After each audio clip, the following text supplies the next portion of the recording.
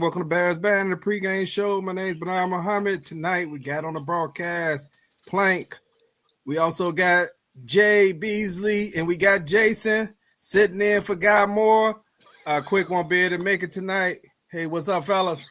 What's going on? What's going on? What's going on? Oh man, I think Bears fans are experiencing a mutiny among themselves. You know, that bandwagon just started getting light all of a sudden, man. I'm not sure what's going on with that.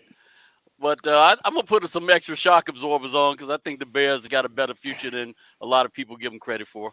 So we're going to have to see. And the bottom line is, last year we started 0-4. Mm-hmm. We 4-4.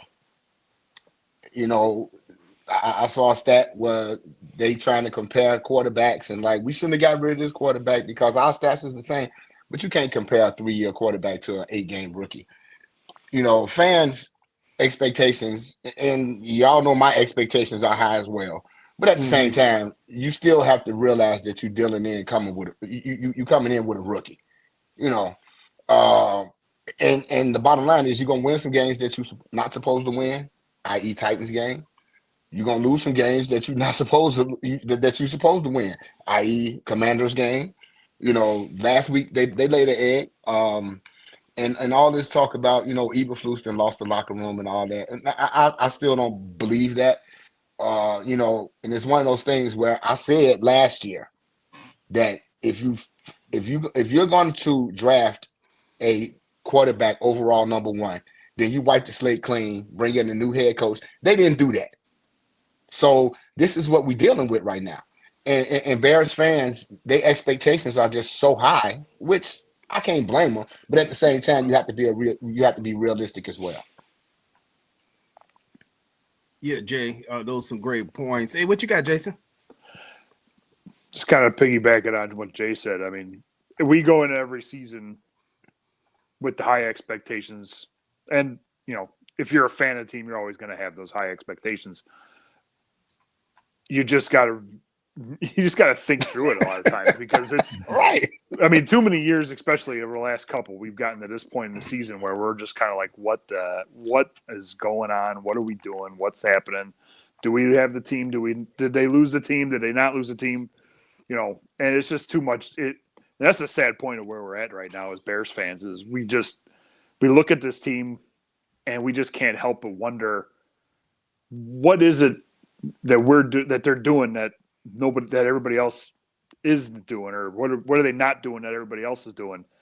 And as you can't get out over your skis, especially. I mean, look, I'll put it out there. I didn't want to get rid of Justin. I liked what I saw there. I felt it was a lot more important to build up this offensive line than what we currently have now. Now, from what I've seen of Caleb, I will admit he's better than Justin. I got no problem. They made their decision. I'm living with it, and that's fine. It's not even that I'm living with it. I'm happy with what they did. I'm happy with what I see so far. It's just this coaching staff is, oh my God. That's just where I'm at with it right now. Is this coaching staff is I just don't know. Like, do they not know how to coach? Do they? Too many. Yeah, I've made the crack over the last couple of years that the Bears have always used the same playbook for the last 20 plus years. Yeah. And to be honest with you, I'm not seeing a whole lot different than what I saw last year. Yeah. Hey, I'm not seeing that much different as far as the play calling. I made a joke earlier this week saying that I figured it out that Matt Eberflus is just Matt Nagy with hair. That is not too much of a change. But anyway, I know the fans. And what's the same? Go ahead. No, I was going to say, it's the same cycle because, we drafted Mitch Trubisky and then we had John Fox. And I know everybody know this. Mm-hmm. Fox, 1 year, he gone. So now Mitch, second year, he's got a new coach, new offense. Same thing happened. You draft Justin Fields. You got Nagy. He's fired. Justin Fields got to learn a new system in his second year. And it's possible that that's going to be the same thing with Caleb. Although we just found out that Matt Eberflus has a 5-year contract and not a 4-year contract. and the I actually McCaskies said what it was, huh? Yeah, and McCaskies, they don't pay 2 years. They might pay 1, but they ain't paying 2 years for you to sit at home. So, like you said, Jason, it's just recycling itself all over again, and I just want them to get it right. But going back to where the Bears are at right now, everybody wants to jump off the bandwagon and be like, oh my God, they lost 2 games in a row. Well, last year they was 0-4. These same people that's saying that, we was 4-2 a couple of weeks ago, and everybody was riding the high. Oh yeah. Everybody was riding the high. They was 4-2. So everybody was like, oh, the Bears, they in it. We in last place in our division. But we in that graphic where they talk about in the hunt. But now we ain't in the hunt. We lost 2 games in a row, and now we 4-4. We got a chance to get back on the winning side if we can beat the Patriots, which we should be able to do. But then here comes the gauntlet. So we'll see what happens. Yeah, but I want to mention what Jason said earlier. That I think that's the hard thing when you make change. I always have to give it back to Quick, who's on this show, organizational change. The Bears' hardest problem to me at times is actually making real organizational change. One of the things is I believe is they have too close of relationships with management where they can't pull the trigger like last year, right? Maybe you just needed to pull that trigger and say, hey, let's just start it over. We know we like this guy. I mean, I think Everflus goes to church with them and stuff like that. I mean, I heard stuff like that about a year ago, right? So those relationships get so intertwined and personal, kind of like with Jerry Krause with the Jerry Randolph with the White Sox and the Bulls, where you have relationships where you really don't seem like they want to fire people, but it's a business. You may have to make those difficult calls. But as far as the quarterback and stats, when you look at it, I think what a lot of fans will dismiss is, I'll point this out, for example, the Bears faced a horrible Denver team that had just gave up 70 burger last year. And that was one of our highest scoring games last year, which actually distorts the stats when you put on an 8-game comparison. Then you faced another horrible team in Washington, who ended up really, their schedule is easier than ours if you think about it. Washington had the second worst record last year in the NFL, so their schedule is a last place schedule. The worst team was the Panthers, and we had our best offensive performance against Washington, which ended up being DJ's best performance of the year. And that's why I was kind of looking at this thing where there was somebody been passing around these stats. And when I looked at it, I said, man, when you really look at it, DJ only, as much as we've been talking, he only has 7 less catches than he had at the same time last year. And I know, okay, that's 1 catch less per game. With way more targets, too. Correct. And he's ahead on targets, and I know they throw him more. So you can say, okay, last year had around 600, but you got to count that Washington game where he had 240 yards? 230 yards. 230 yards. But you got to look at if he's getting 1 less target per game this year, not one less catch than he got than last year. Those catches are going to probably Rome Odunze. So if you look at Rome Odunze's stats, he leads the team in yards, even though he has less catches than him, and he has more yards per catch than DJ has. But you also have to add Kenan Allen in, because Kenan Allen is way ahead of where Mooney was at this time. Mooney finished the season last year with under 35 catches, I believe. And the thing about that is, Keenan Allen, they just using him the wrong way, and he done missed some games, but which goes to the offensive coordinator, because I don't know what you're trying to do, and I'm so mad because somebody stole my thunder. I was at the game last week, and after the game, I was talking to Ed, my guy who I go to games with. He was out there with me, and I was talking to my brother, and I was like, I don't know what Shane Waldron's concepts are. His past concepts are just so bad. Now here you got DJ Moore that should be on the outside. But if you look at a lot of their 13 personnel, when they got Roma Dunze and they got Keenan Allen and they got DJ Moore, a lot of times you got Keenan Allen on the outside, and you got Roma Dunze in the slot. And it's like, at this age with Keenan Allen 32 years old, he's 6'5", he's almost like a small body tight end. So it's almost like you got to, why is he not working out of the slot like he did when he was in Los Angeles?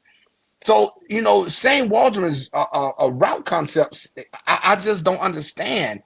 But to go back to what you're saying about the pass distribution, DJ should have known his his targets was going to be down because they added two other dominant wide receivers in the room. So I don't know.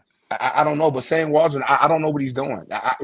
And again, this is week 10, and we still don't know, as a Bears fan, what our offensive identity is. And that's a problem when it comes in week 10. That's a problem. Oh, there's no doubt about that, Jay. And, just to kind of go on, I mean, I'm sitting there looking at this offense, these games, and I'm watching the game last week.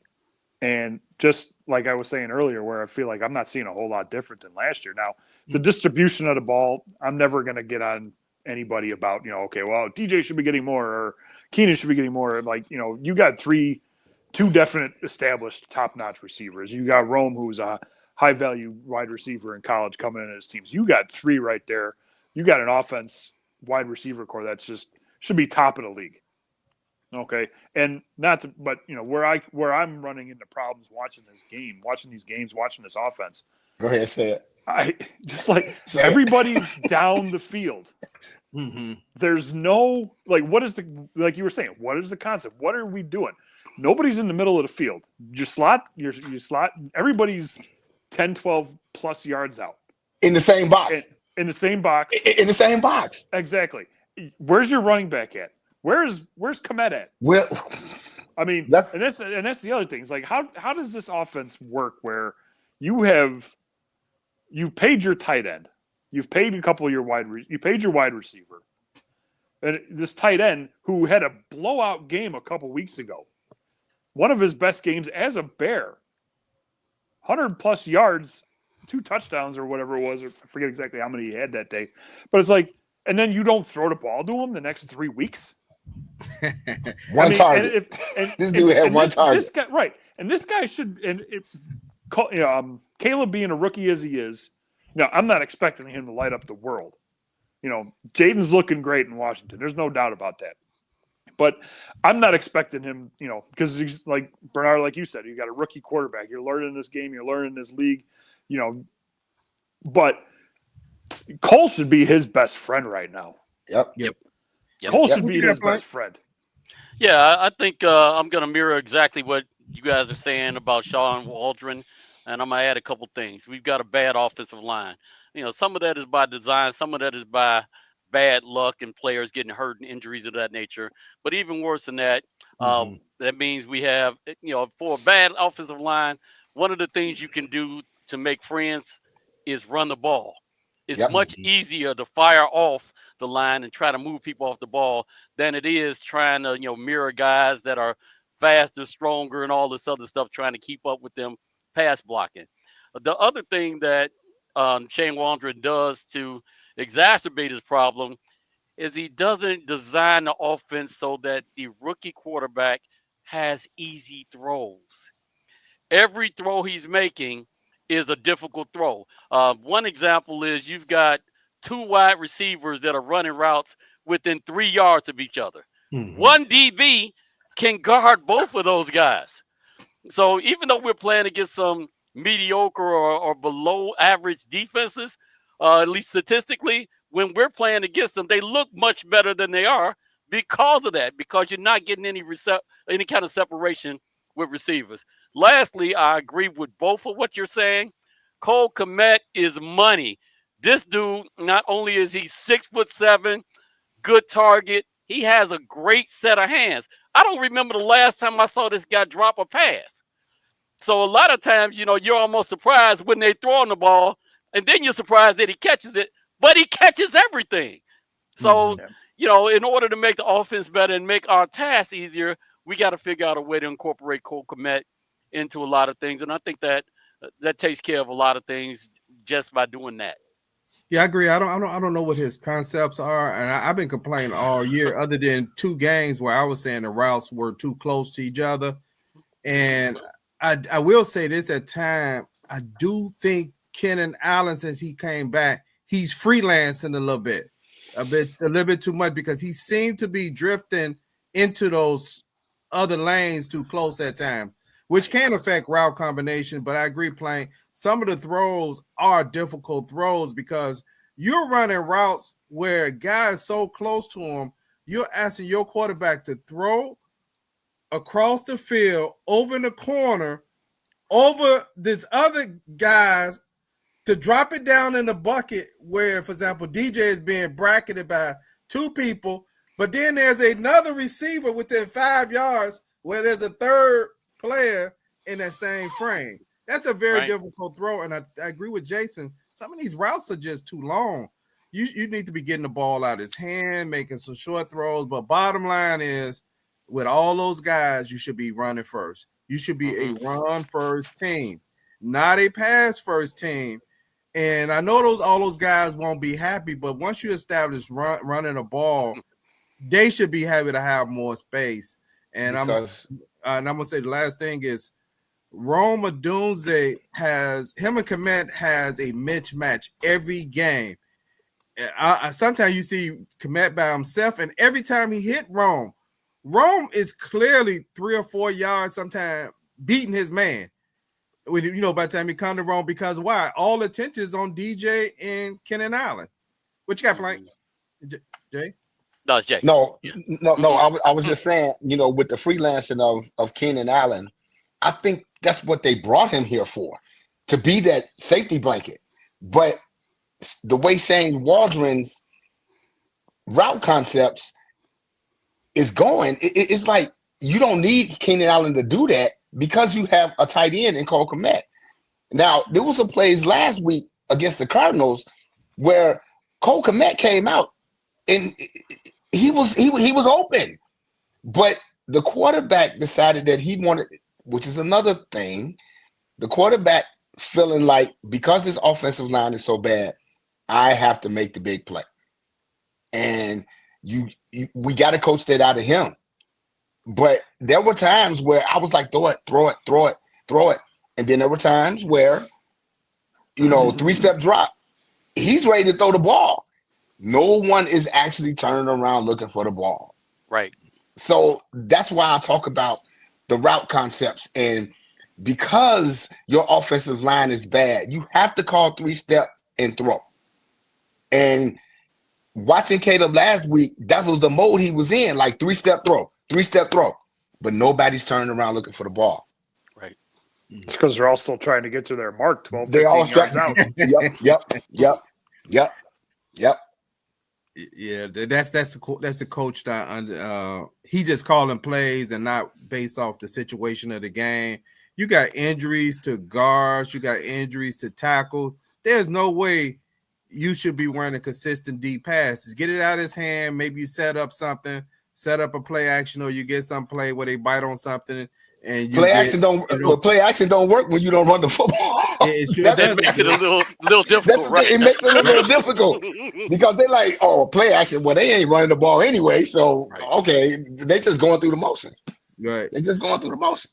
It feels like just what you said, Bernard, with this, Matt Eberflus is Matt Nagy with hair and a beard, because they abandoned that run so quickly, just like they did over the couple of years that Matt was here. They're just like, oh, he's not getting through. Okay, so now we're 3rd and 8 or we're 3rd and 12 because of a false start or some random, getting that defensive line just pushing right through. And you can't get to the outside. DeAndre can't get to the outside. He's not an up the gut runner, and that's part of the problem. Why we can't run, so we got to try to make these passes, but we have to throw it at minimum of 12 yards because we're that far back from the first down marker. Yeah, I'm kind of worried about Matt Eberflus myself, and part of it is, you know, it's difficult to figure out how to make him improve. Let me give you an example. One of the things that he's doing at the end of the game, he's calling some really strange defenses, and you're saying, okay, how could Matt Eberflus get better as a coach? The thing I came up with is watching Madden play, playing the game of Madden himself. So he has to sit down and actually make some decisions and see what the result of those are. His strategic plan at the end of games and the end of halves, they're worse than I've ever seen in football. So it bothers you because you kind of see that he's probably a more competent defensive coach, but that's a differentiation between being a good defensive coach versus being a good head coach. The other thing he needs to do, if he's a leader, is talk to Shane Waldron and say, hey, some of these concepts ain't working. This is what I want you to do. Here's the framework. We want to run 60% runs and 40% passes.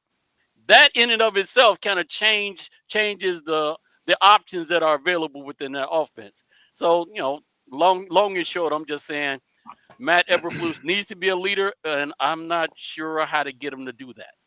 And see, that's the thing. It's oh my God, what happened to this? You fall over? I'm like, whoa, what happened to this? Wow. Neil, which pill would it be? The blue pill or the red pill? Right. That man, he floating up there. He defying gravity. And I don't even know how to change this. I'm like, okay, let's see. Let's see how we do this. It's probably the gyroscope on your device. Just kind of flip it around. Mm-hmm. Playing kind of what you were talking about though with Matt is, I agree with you 100%. I just don't know if he has. I feel like he's just too much of a people pleaser. Like he's just trying to keep everybody on the same level. Everybody's happy. Because I can't. Very rarely have I ever seen him just fired up and just like I've never seen him. I don't even know if I've ever seen him yell at anybody, on the side of the field. Now, I mean, I'm not saying he has to go straight. Hey, he made it back up right. I'm not saying he has to go straight Ditka on everybody, but I mean, I'm not, and I don't want to take anything away from him. I'm sure he's got the passion for the game and he loves the game and he's fired up about everything he's doing. But it's hard to think that he has what you're saying about getting on track to make, I almost feel like he's never going to be that to tell Shane, okay, we got to do this. No, we can't do this. We can't do that. Right. And see, that's the thing. It goes back to the Commanders game. As bad as they played, the defense kept them in the game. And when he called the play on the goal line, as a head coach, I think my daughter would have been like, nope. We're not handing the ball off to a lineman right here. We've been struggling all game. Those are the decisions that I'm talking about that you need to make as a head coach. And for him to be like, oh, yeah, we called that play. We practiced it 100 times. I don't care. In a close game like that, you have to no, I'm putting my foot down. We're not running this. Give the ball to Roschon or put DeAndre Swift in the game. We're not going to run this play. And like you say, Jason, that's the thing where it's like he people pleasing. Like, okay, Shane calling this, so we're going to run it. No. It doesn't work like that.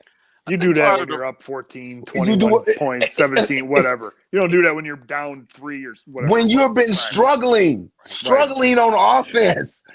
And you finally get to the goal line, we like, oh, we're going to give it to the lineman. No, and you have Roschon, who I think at the time, and I think at the time he has like 100% touchdown percentage on that particular play at that time. So I was like, what would make you think that's okay? Why would you try to get cute and have the mini fridge go in there and do that?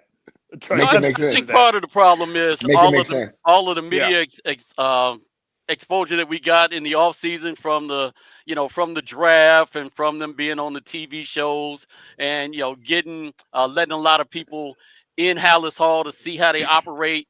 They got used to, they being the Chicago Bears coaching staff, having people like them. where is it written that you got to work with people that you like? Right. I don't get along with people I work with. Right. A lot of times they don't even know I don't like them. I guess they'll find out now that they saw me say it on the podcast. For the most part, you don't have to get along with people in order to be effective. You have to think about what skill set do I bring to the job that's going to allow us to be successful. Right. And what skill set are other people bringing? Yep. That don't mean we got to go out to dinner and like each other and hold hands. That just means we got to be competent adults. So I think the Bears got that confusion going a whole lot. Oh, there's no doubt you about know that play where we talk about on the goal line. You had kind of thought as a Bears fan that had became their identity. We get in a short yardage situation. We're gonna bring in Kramer. We're gonna bring in Johnson, and there's nothing you could do about it. I thought they established that that's who they were. And when they got to the Washington game, it made us say, no, maybe that's not who they are, right? And it makes you confused about their identity or that they don't know what their identity is. But anyway, we did a poll this week on Bears Banter Talk Show page. Then we'll move on to the game at hand, the Patriots. And we had some choices to fire Flus and Shane Waldron, fire Shane Waldron only, or keep everybody. Hey, don't forget, Getsy's still available now. So he got that. 82% of the people who took the poll, 82% actually said fire Shane and Flus. Only 12% said fire Flus only. And there was actually one vote that said fire Shane Waldron only. That was Jay. One vote that said keep everything. No, keep going. You said what you say, Bernard? The last one was don't fire anybody. It was one vote. That was Jay. Okay. That was me. That was me. Wow. That was me. Because guess what? In the middle of a season like this with a rookie quarterback, again, we're 4-4. When nobody talked about firing nobody when we was 4-2 a couple of weeks ago. No, you're right. We're still 500. Don't get this too complicated. Don't get it too complicated because the bottom line is we still have week 10. What we still got 6, 7, 8. We got 9 games left. 9 games left.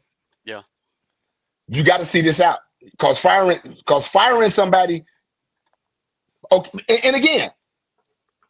It's just so intricate because, again, like I said, when this coaching staff was put together, I see a lot of coaches where they be like, okay, I'm going to put my staff together, but I'm not going to put nobody on this staff that I feel like that can supplant them. Jason, there you go. So that's a loser's mentality, though. Absolutely. I'm worried about losing my job. Really? So if you fire Eberflus today, who's going to be your interim head coach? Eric Washington. Everybody's saying Eric Washington because why? They know his name. But I said the special teams coach. That's the only body I can think of. That's a good Hightower, but special teams. Hightower, yeah. So lack of because again, if the Bears lose to the Patriots, the Bears won't win another game this season. Y'all heard it here now. I think that's hyperbole, Jay. No. You know how hard it is to lose 9 games in a row in a league where they got betting? That's what's going to make it difficult in and of itself. It don't have anything to do with talent. They're going to allow one team to lose and not able to spread 9 games in a row. How many games? How many games? I think it was 12. The Bears lost 12 straight games. Yeah. Okay. If the Bears lose Sunday, they will not win another game this season. So you can't say that. So now I'll put it this way.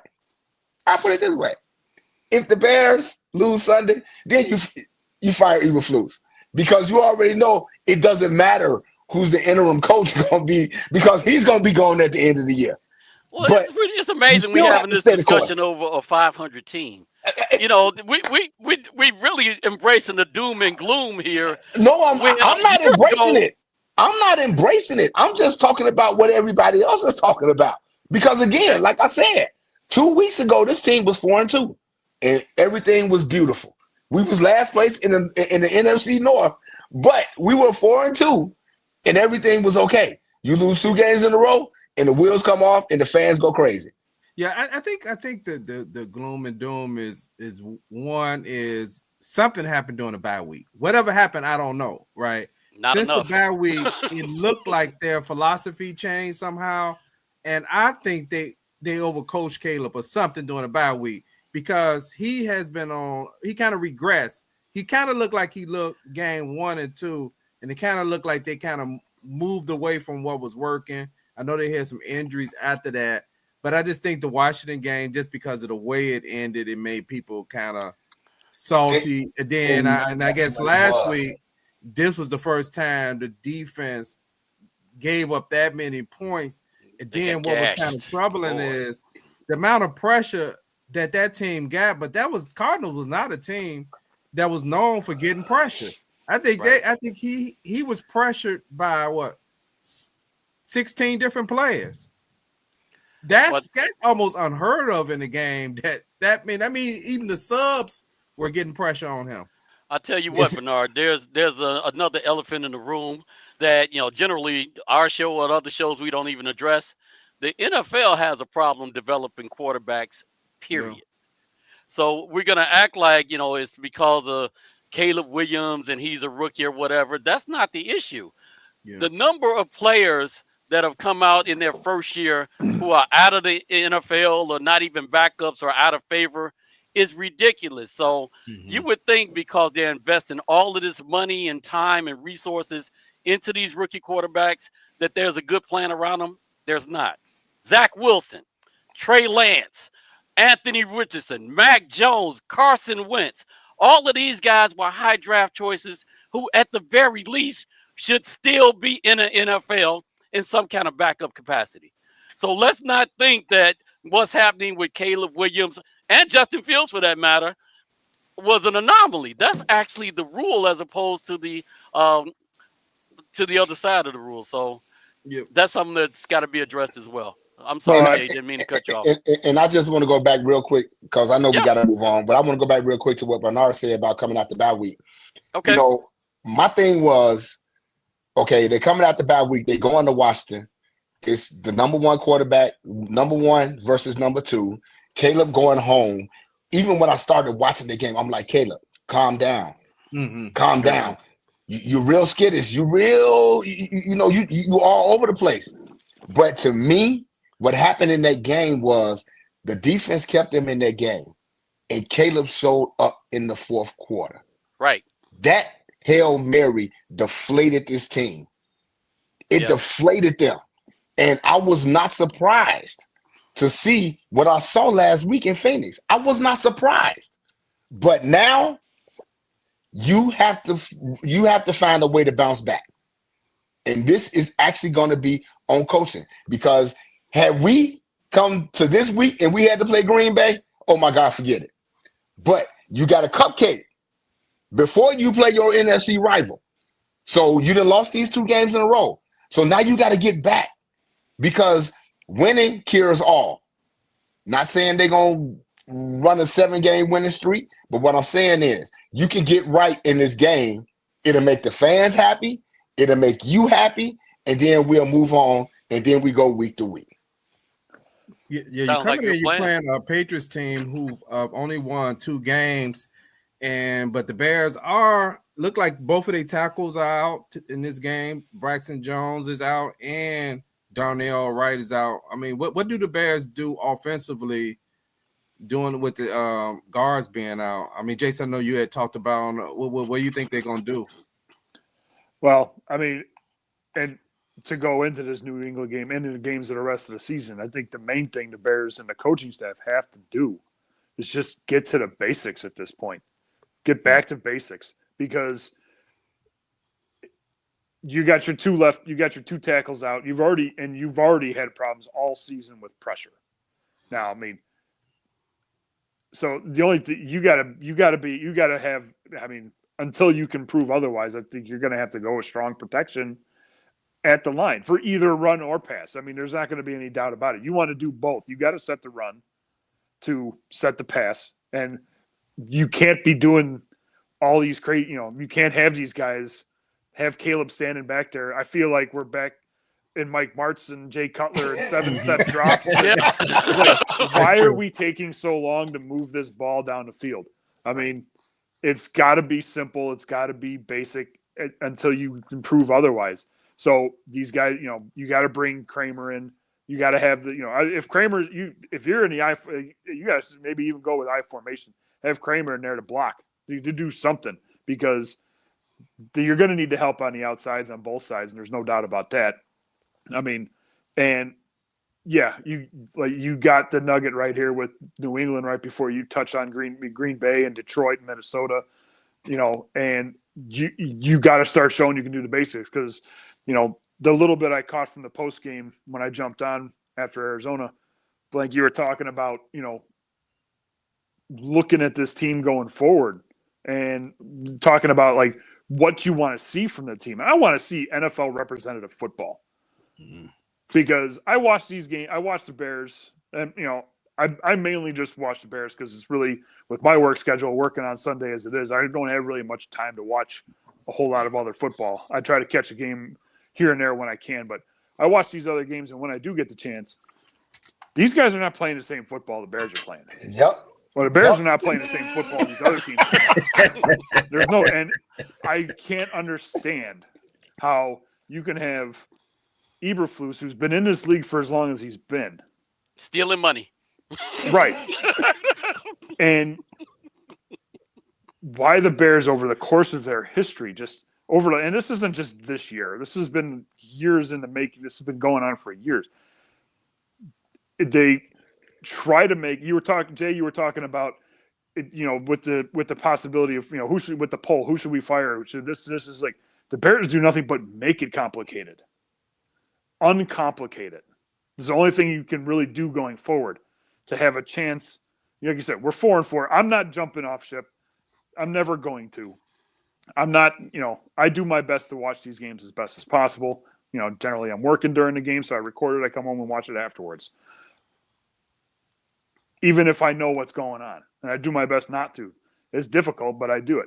But you got to get back to basics. I'm sitting here watching the game last week when I got home from work and finally got around to watching it, and I'm just sitting there like, what are we doing? It's hard. It's hard to watch a game that way.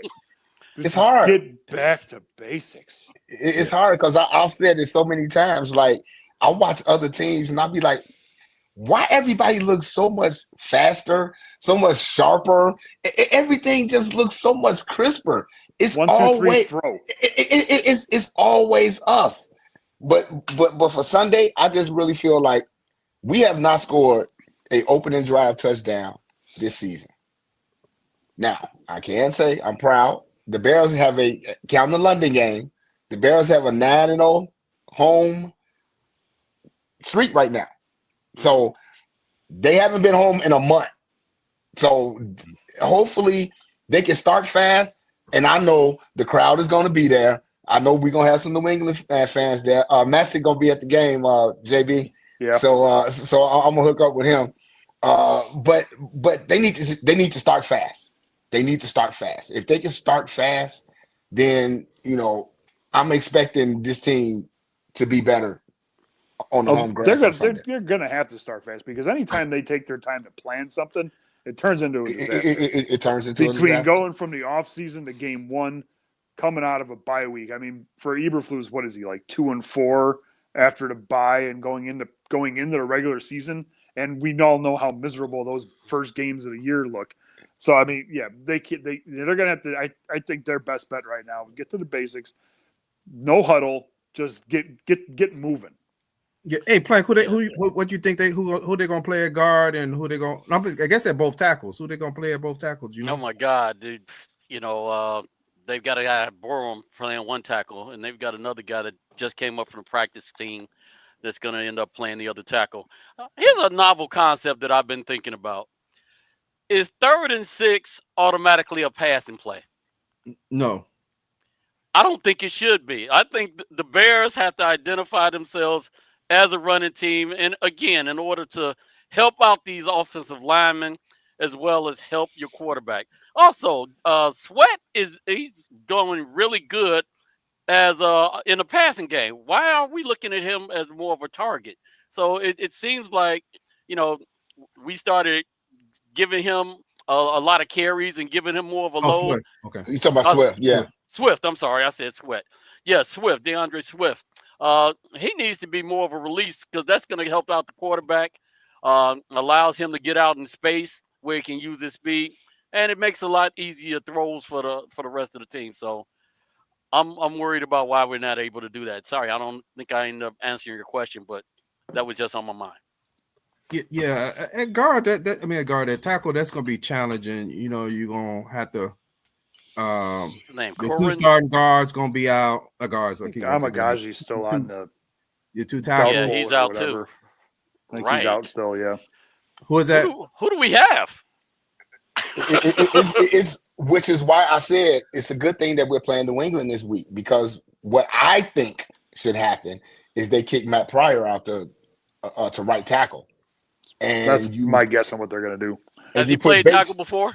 Yeah. Okay. Yeah. And then you put Bates, who's finally off of IR, you put him at right guard, and then you got Shelton at center, and then you got Tevin Jenkins as your left guard, and then your left tackle, which is going to be difficult, which I don't know if Pryor could wind up flopping over the left tackle.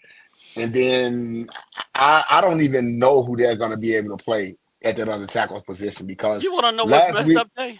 Because last week, as offensive lineman was going down last week, we was like, okay, they're going to have a tight end playing tackle in a minute, because it was like they didn't have nobody left. Sorry, I didn't mean to cut you off. No, go ahead. What's messed up? We forget that Tevin Jenkins is a tackle. Yeah. So could we in a pinch put him out there and left tackle or whatever? Yeah. I mean, he's the only one that I think's got actual games under tackle under his belt going for outside of at this point. But I know he looked bad. He didn't look like he was really ready for prime time. But at this point, he's a veteran. He's played that position before. He played left tackle for 3 years in college and came out as a high draft choice. So it's amazing that we don't even think about trying to put him in that situation. I mean, at this point, it's what's the best option for the team, right? Right. Oh, you gotta have your best 5 out there at this point. Right. I mean, but the question is, who is the best 5? Who's the best 5? Yeah. So New England, like I said, New England comes into this game 2-7, and they're just not starting to play Drake May. And then they also have a rookie head coach. So a lot of things other than injuries seem to favor the Bears, but we had a lot of things that favor the Bears that didn't work out. So what do the Bears do to win this game? I definitely think they got to get back on the turnovers. I know you can't predict them. They happen, and they got to get pressure on the quarterback and make him make some throws that he don't want to make, and run the ball. And you got to not let a team run. You can't do what you did last week. The Cardinals actually ran all over the Bears, and they committed to the Bears, and they didn't throw until they had to throw, which was very rare that they had to throw. So I think they only had about 15 pass attempts. I don't have the stats in front of me, and they didn't even have to have that. They could have had like 9 or 10 if they wanted to, and still would have had 29 points. Well, the good thing about it is on the defense, you got Sweat coming back, and you got Spidey coming back. You got Spider-Man coming back. Spider-Man's back? Spider-Man is back. So you got Kyler Gordon coming back. You got and Sweat will be in the lineup. We did lose Andrew Billings, which is a big. Is he out? He's out for the season. For a season. Yeah, I didn't catch that one. Torn pec. He got a torn pec. He just had surgery. He just had surgery Wednesday, so he's out. But you got 2 key players coming back. So that's good for the defense, and you scheme it up against a rookie quarterback, who's just really starting to get his feet wet. So in a hostile crowd, I'm thinking, if you can run the football and play good defense, you should be able to come out victorious against a bad Patriots team. I don't think Drake May is savvy enough to avoid Jalen Johnson. He might think that he can sneak a couple passes, and then Jalen Johnson, strangely enough, is almost a shutdown corner. If you look at what he's actually bringing to the game, which is interesting. So why is the other corner so bad? Are we giving up so many pass completions on that other side? Well, that's the only side they're throwing to, Plank. So so you want us to have what? I mean, this ain't Lester Hayes. This ain't Hayes and Hayes. You know what I'm saying? So it's one of the things, right? It's one of the things where it's like we ain't throwing over here. Tyrese Stevenson is taking all the targets. Yeah, he's taking all the targets. Him and in the middle of the field. Nobody is throwing at Jalen Johnson at all. So it's one of the things, like you said, you got a rookie quarterback. He might think he got the kahunas to try to test him, but I highly doubt it. But I'm expecting a lot of pressure on a rookie quarterback with the addition of the two good of the good players that we getting back Sweat on defense. And Gordon coming back. Yeah. I'm expecting the defense to come back being a little angry from the last game and wanting to prove that was just a fluke that happened last week. And I definitely think Kyler Gordon comes back, him and Sweat, and they both are good in run defense. So that's going to help a lot. But I hope they come with like a chip in their shoulder, kind of like, no, that's not going to happen today. And also I'm looking at that. I want to see better game management by Eberflus as the game go on. I don't know when we're going to get that, but if they're not going to make no change, I would like to see him make a change. I will like to still, I know I'm probably blowing smoke. I like to see him give over play calling to Eric Washington, and he managed the game. And they got to get rid of those pre-snap penalties because that's one of the problems when your quarterback is having issues too. Those 3 games where he played exceptionally well, they hardly had any pre-snap penalties. Since the bye week, they've been averaging 6 to 7 a game. That's too many because now you're on 2nd and 15 or 3rd and 12, stuff like that, which now you need more longer passes. So I need guys to come out there to be disciplined. I need whatever's going on with DJ, and there may not be nothing going on with DJ, but I just need those guys locked in. Shut all the yapping up and go out there and play. Show that you want to be a winner, right? I mean, don't listen to us, man. We fans, right? Right. You can't listen to us. I mean, we had you walking off the field saying you quit. Hell, your ankle probably was hurt, but that's what fans. That's what we say. You don't do that in the middle of the play, though. So right. That's my problem with that. That's my problem with it too. But I'm just saying, as a player, you know what you feel. And players cannot listen to fans. Players got to be focused. That's why the Ravens lost last night. I mean, that's why the Bengals lost last night. Listening to fans, right? There's no way you don't go. There's no way you don't kick that extra point, man. Me and my brother had just had that conversation. There's no way. Days before that. But the fans. Somebody did it over the weekend. I forgot who it was. Somebody over the weekend did it, and they went for the tie. And they tied up and lost in overtime. So me and my brother was talking, and I was like, man, going for 2 is the percentages are much lower. And I was like, I would just live with kicking the field goal, extra point, tying it up, and at least it's 50-50 on a coin toss. But when you're a team like that, they can't afford – the Bengals cannot afford to get behind the Ravens. They can't afford to get behind the Ravens and the Steelers because you was moving the ball pretty easy. Dan, this is what was dumb about that game. I know we're talking about this game. They give you the look that you want with Jamar Chase. They call timeout. You come out the timeout. They give you the same look. Jamar Chase. They gave you the same look. So now you're going to be cute and smart. We're going to fool them. We're going to go to the tight end who's double team and Jamar Chase is still one-on-one. Yeah. Yeah, he done got what 3 touchdowns last night. 260. 260. And you don't throw him the ball on the most crucial play of the game. That's highway robbery. That's highway robbery, man. That guy was gonna get in anyway. I mean, he was. If he caught it, it was questionable whether he was going to cross the goal line. Yeah.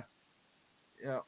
Yeah. But hey, anyway, hey, let me see if let's get ready for 2 for 2. Hold on, let me find my 2 for 2 since Guy not here tonight.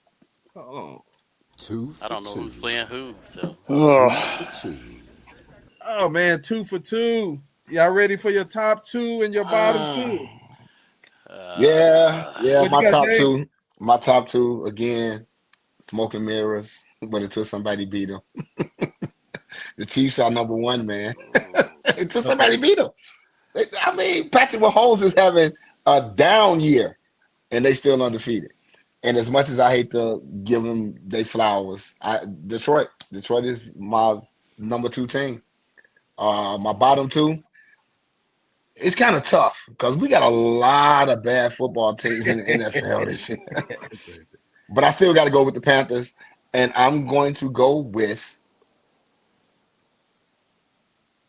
I got a 2A and a 2B. Okay. Cleveland Browns and the Las Vegas Raiders. Hey, I got my 2 for 2. My 2 for 2. My top 2 is KC and the Lions, like you, Jay. My bottom 2, man, I was going back and forth with that, but I'm gonna go with New Orleans because they fired their coach. Yeah, they fired the coach, so I'm gonna go with New Orleans. I figure it's gonna spiral out of control, and I'm gonna go with Jacksonville because Doug Peterson probably gonna get fired after this. He's probably gonna get fired. Yeah, after they lose this week, he's gonna get fired. He's gonna probably get fired. Yeah. Okay, my top 2, 2 for 2. Top is Kansas City, undefeated. Patrick Mahomes and their defense is way underrated. So a lot of things that they're doing you haven't seen in a while.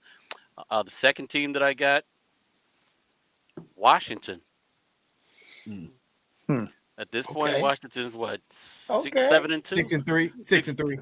6-3. Washington's no punks. Bottom 2, they playing each other this week. I got Carolina and the New York Giants. They might tie that game. You know, they just both of them are so against winning. 3-3. They might be 3-3. 3-3. Right. and that's something a couple years ago we had that coach as one of the guys that, man, the Bears should have hired him. And now he maybe get fired at the end of the season. Yeah, he got a bad quarterback, though, man. He got a bad quarterback. He got a bad quarterback, man. He got a bad quarterback. They in the quarterback market for sure. They got a bad quarterback. Yeah. You got Jason? Too, Jay? For the top 2,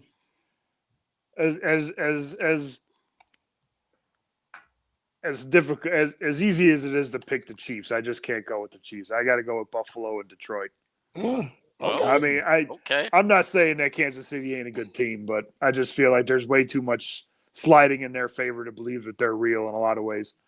And bottom 2, Jacksonville and New Orleans. Wow. Because I'm gonna tell y'all, it's getting real sneaky, and if he could just actually, if Nick Sirianni in Philadelphia can actually just get a hold of himself instead of trying to go for it on 4th down every time they got 4th down. He can't help it. Hey, you gotta take a little bit of what Nick has got and give it to Eberflus, or take a little bit of what Eberflus and give it to Nick and give the Eagles. The Eagles are playing. The Eagles are playing good defense, and their offense is starting to click. Philadelphia is a good team if they don't let Nick Sirianni call a play every 4th down. So that's my honorable mention. Okay. Man, I'm looking at the schedule. Man, I don't even know if I got a game of the week. It would have been last night. I guess an interesting game will be the Steelers and the Commanders. That's probably be the game of the week. Yeah, that's my game of the week. Yeah, because take a quick look here. Yeah, that's gonna be an interesting game. What you got, Jason? You see something? Give me a second. I haven't looked at the. But that's my game of the week too. Steelers Commanders. And Lions Texans might be a good game. Lions Texans is pretty could be good. a good game. That could be a good one. Oh yeah, what's that Monday night? Was it Monday? Is that's a Sunday night game? No, Sunday night game. Sunday night. Sunday night. Okay. Yeah, that's a Sunday night game. Hey, you know who else might be on the hot seat? I don't know. McDonald. Is it McDonald's? In Miami. McDaniel. He needs to be. Yeah, but no, but guess what? They 2-6 right now.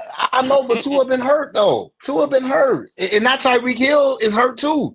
So it's amazing how if you guys look at the teams that everybody said that was going to be in the hunt or in the playoffs this year, they're pretty bad.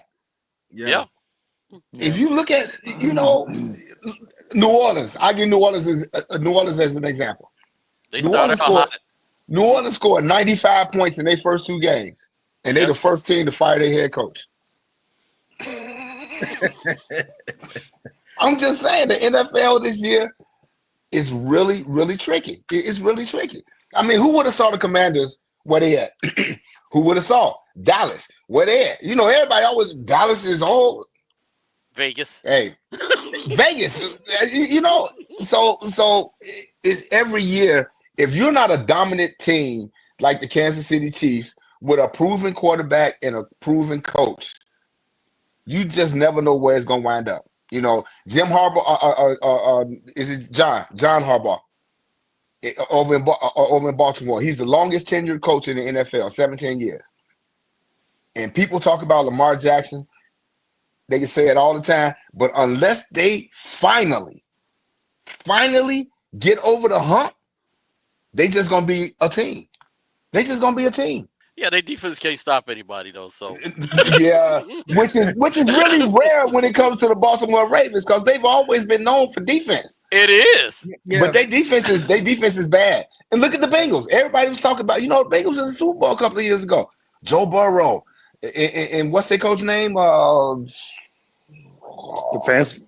No, that's Cleveland. Yeah, I'm sorry. I can't call his name. But everybody was talking about. The Bengals. Look at their record this year. Look at Cleveland. Everybody was talking about Cleveland this year. The Bengals is they paid all of their money on one side of the ball, so they have to outscore everybody. So when you count on the Bengals to defensively stop somebody, that's never gonna happen. It's a problem. Yeah, it's a problem. Yeah. Hey, but the thing with the Ravens, I think their defense is gonna be their Achilles heels this year. Yeah. The interesting thing is their defense was starting to decline, which is why they traded for Roquan Smith. And it actually, when Roquan first got there, the defense improved a whole lot. Ooh. But now their secondary is so bad, they can't stop anybody. And that ended up being Achilles heel for that team because Lamar Jackson, to me, as a passer, he's playing the best football I've seen him play. I mean, year, I really can honestly say if the season ended today, Lamar Jackson would be the MVP for sure. Last year I was just kind of saying, everybody was kind of like, it was like they was all real close. They all had a lot of turnovers, or it was kind of close, and he ended up being the one. But this year, if it ended today, he would be the MVP to me because he's making throws, he's reading the field well, he's getting the ball out of his hand. He's sliding when he have to. I mean, like a game last night, they do not stay in that game if it wasn't for the offense. Defense gave up 34 points. And, it's one of the things, just even going back to the teams real quick, just like Washington, like the Commanders, everybody talk about, they really good, they really good. Well, they playing the last place schedule. Yeah. Or third place schedule. So you got to remember that. And winning. And they winning, which what we thought the beloved was gonna do. They play the last place schedule, so they should be able to win these games. But it just really goes down every year. The NFL is just so much different, and that's how Roger Goodell won it. That's how they want it. So you just really can't predict it. But like I say, until somebody beat the Kansas City Chiefs, you just gotta roll with it. Mm-hmm. So- I mean, that's something the Bears can take out of that playbook, though, is if it's working, keep doing it. Right. doing If it ain't broke, don't fix it. Right. But it is broke. Everything's broke. That's the problem. It breaks. You because wasn't they try saying to that do 2 something weeks else. ago. You wasn't saying that 2 weeks ago. Everything wasn't broke 2 weeks ago. Remember that. I just need my people that I know that know football to keep y'all football head on. Don't go Fandom banana on me. That's all I'm saying. Don't go Fandom banana on me. I would have so much more confidence in you if you didn't have blind spots to every coach we get. Every time we get a coach, you are in it with that guy no matter what he does. Because again, to me, I still feel like I hold players accountable more than I hold coaches. And that's just me. Even when I was a player on a smaller level, I used to hold my teammates accountable because once we step between them white lines, the coach can tell us what to do. If we don't do it, then we are the ones that should be held accountable. Period. That's just my thing. That's just my thing. What did Thibodeau always say? Do your job. Do your job. Do your job. Do your job. How do they know what their job is? Somebody has to tell them what their job is, and somebody needs to coach them to get them to be confident to do their job. But guess what? Yep. But guess what? And I'm just going to use this play. I know we're running over. I just want to use this play as an example. The play on the goal line in Washington. They said they ran that play 100 times in practice. Over 100 times in practice. They've been practicing that play. That's what they said. That's what they said. And we ran that play. It to the offensive guard?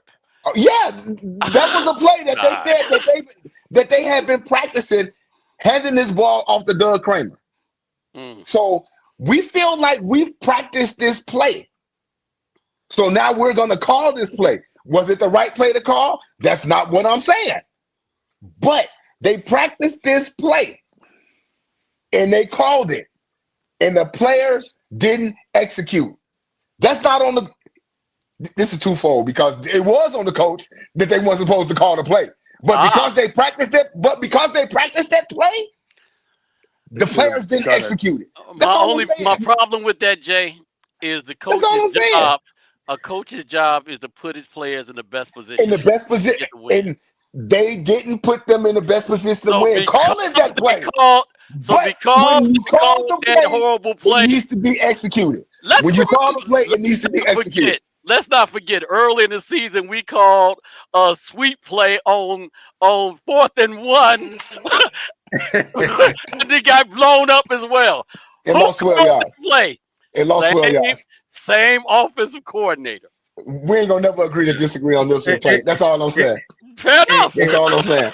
We're gonna get ready. We're gonna get ready for the scores. I'd like to thank everybody who's watching us on Facebook, YouTube, and Twitch TV tonight. Is you on Twitch?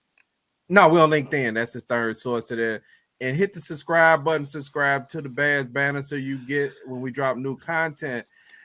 You know, Jay, they wasted a lot of time if they ran that play 100 times in practice because you get very limited practice during the season. I remember back when I first got into leadership at the work environment years ago, and we had to read a book on building your strength. And one of the things was this particular book philosophy was you work on the things that you're strong at, and you can put some people philosophy to work on the things that you're weak at. And one of the things I kind of took from that is I'm 5'7". If I was playing basketball, I'd be wasting time trying to work on dunk shot. I ain't gonna be able to dunk. I better work on what I'm good at. If it's a jump shot, I work on my jump shot. I shouldn't spend 100 shots trying to dunk it, and maybe a couple of times I grab the bottom of the rim, and I done wasted a bunch of time, right? So them running that play 100 times didn't make any sense. I know they may be exaggerating the number of times they ran it, but he's not a running back. He's not a fullback. If you want the fullback to do it, you should have a fullback on the team who's used to handling the ball. He's just a guy that come to create space, so your halfback. So your running back can score a touchdown. Right, I agree. He's in there for. He's not in there for nothing else. right? And if they can't stop it, they can't stop it. And don't stop yourself. I would just keep saying everybody knew Tom Brady's gonna do a quarterback sneak on the goal line. Nobody, you know what? If they stopped them on second, they'd go and run the same quarterback sneak on third. You know, he may take a step back and look at it and go at it again. And if it was good enough and didn't make it, they may run it again on 4 because they like, we gonna get this on you and ain't nothing you could do about it. But you can't shoot yourself in the foot. But as far as we get to this game, it's a home game. The Bears got some players out. Caleb Williams has something to prove.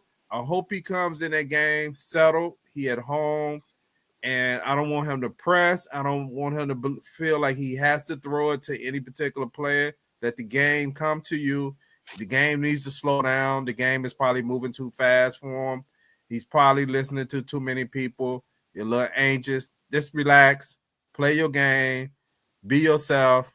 And I'm going to go ahead, even with all the injuries and all that, I'm going to go with the Bears winning this game 24-15. Ooh, okay. 24-10, Bears. 24-10? 24-10.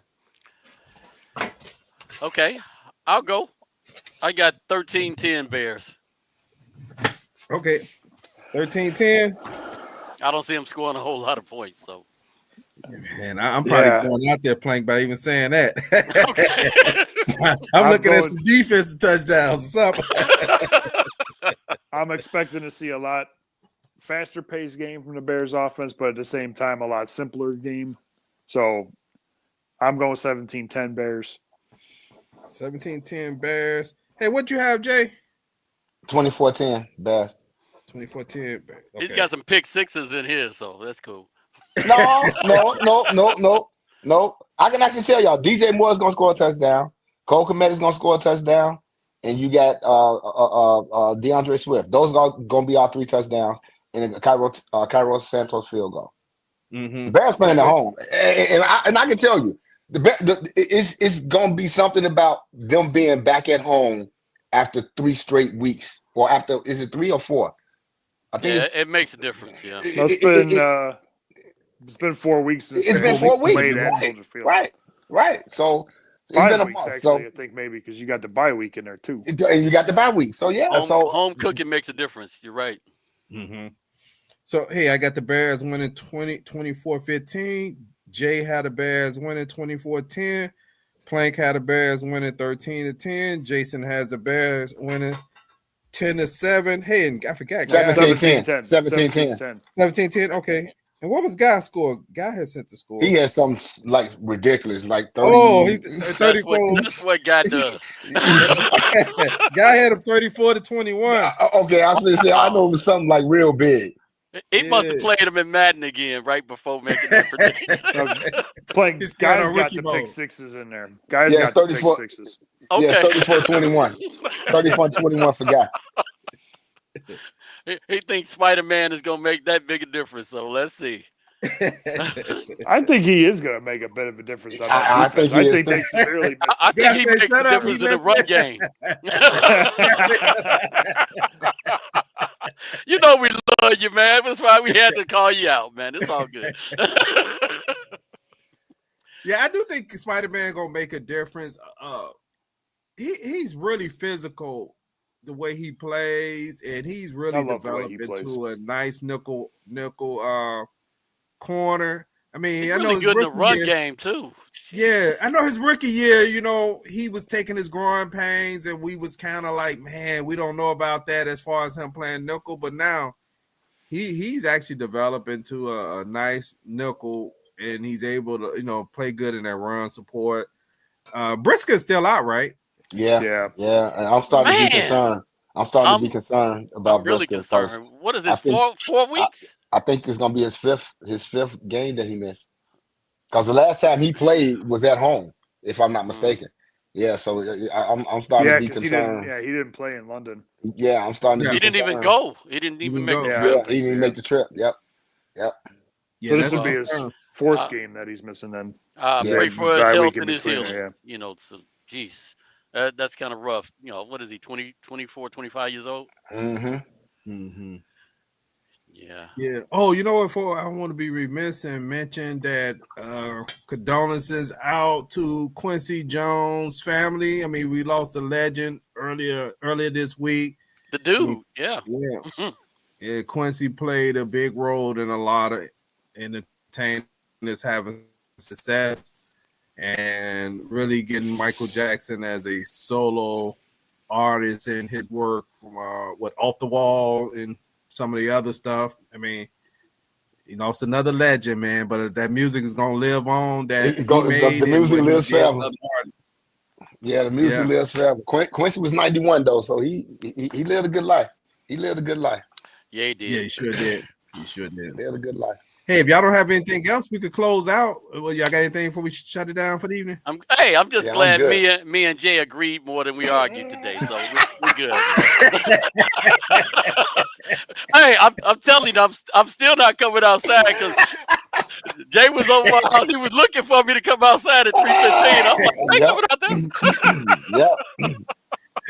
Yeah, we good. He's about good to until be the class Jason, again. real Jason in horror movies. Don't. Most definitely. It's all love, though. It's all love. Yep. It's all love. Hey, we'll see y'all Sunday after the game, about 30 minutes after the game. Until then, peace. Peace.